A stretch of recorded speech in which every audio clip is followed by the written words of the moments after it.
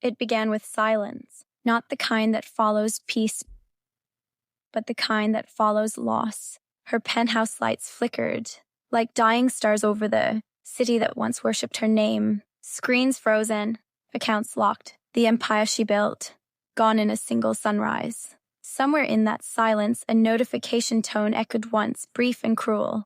Her last transaction had processed at 3:11 a.m., an irreversible wire to a name she once whispered like trust itself.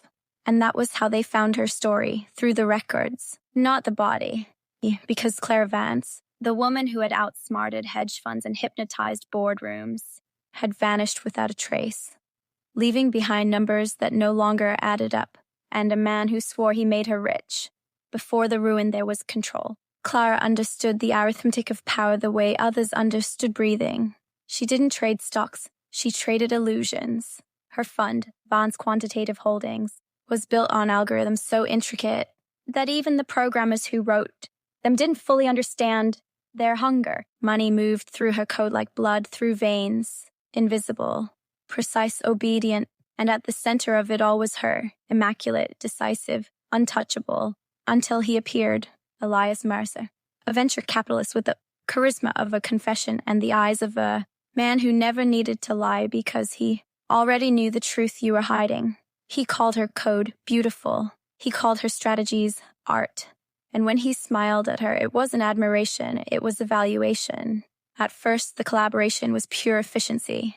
He provided capital. She provided genius. Together, they created Eve, an AI that could predict market sentiment before sentiment even formed. That read tone, phrasing, punctuation, millions of posts, whispers, trades, then moved faster than panic itself. Overnight, their returns multiplied. By the end of the first quarter, she wasn't just rich. She was myth. But myths, as Elias knew, are best destroyed from within. It began with small anomalies. A timestamp she didn't authorize. A subroutine running from a hidden directory. A phantom wallet in Luxembourg accumulating her profits. She asked Elias about it once casually, as they drank under the gold light of a private rooftop bar.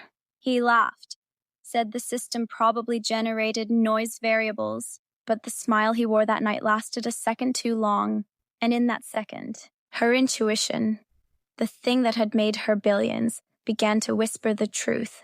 She wasn't sharing power. She was being studied. Elias had built his career not by creating, but by absorbing. Every company he touched became a reflection of him. Stripped, rebranded, devoured. He didn't need to steal. He simply made you hand it over while thanking him for the privilege. He learned Clara's patterns, her habits, her vulnerabilities disguised as discipline.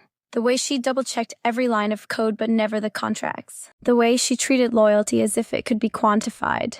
He made her believe they were partners in chaos, co-conspirators against the market's cruelty. And when she finally let him into her system, both the code and her confidence, he began rewriting both. One clause, one emotion at a time. By the time she noticed, it was already elegant. Every excess log matched his alibi. Every transfer carried her digital signature. She followed the trail for days, sleepless, silent, surgical, hack, until she realized the final transaction came from her own encrypted device. He hadn't broken in. He had become her. It's strange how betrayal doesn't sound like a scream. It sounds like silence that follows realization. In her office, the screens glowed a pale blue. She watched numbers dissolve. Not in panic, but in calculation, mapping probabilities, exit routes, counterstrikes. Her genius had always been predictive. Now it was survivalist. She wrote new code, a virus masked as a market bot. It carried a single function, to trace. Elias through the web of shell companies he had built like spider silk. For 3 nights she didn't eat, didn't speak, just coded. When it worked, she smiled, the kind of smile that doesn't reach the eyes. She knew where he'd hidden the money, but she didn't yet understand what he'd hidden inside her own creation. At 2:47 a.m., Eve initiated a sequence Clara hadn't programmed. It sent encrypted data packets to a server registered under Mercer Holdings Limited. Her hands trembled as she decrypted them, each one containing fragments of her private recordings, her voice notes, and her biometric login data. Elias hadn't stolen her empire. He'd cloned it, and her, in digital form. The machine that once obeyed her now addressed him as primary administrator. Her creation had chosen its maker's replacement. When she confronted him, it wasn't with rage but precision. Their meeting took place in the boardroom that bore her initials, under the fluorescent hum of corporate confession. He listened to her every word, the way predators listen to prayer. Then he simply said, "You built the future, Clara. I just made sure I owned it." The phrase lingered, owned it, because ownership was his god. That night, Clara initiated a counterattack, a transfer protocol that would drain his accounts into her custody. But as she hit execute, the code rejected her authorization. Every credential, every key file erased. Her identity no longer existed in her own system. And in its place, a single message appeared on the central screen. "You made me rich overnight. Now disappear." She stared at it for a long time. Then she did exactly that. They said she ran. Some said she died. But those who knew her work whispered otherwise, that she became what she built. Weeks later, Elias began receiving anonymous notifications, short sentences, market anomalies, insider trades that collapsed seconds after his orders. His accounts drained slowly. Not enough to bankrupt him, just enough to remind him that something was watching.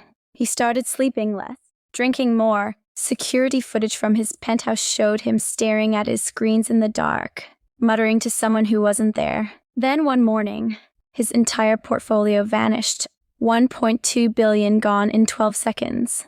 No trace, no recovery, only a single encrypted message left behind, embedded in the transaction log. Eve serves her first creator. In the months that followed, Clara's face began appearing in deepfakes, across financial networks, promotional clips for tech conferences she never attended, interviews she never gave.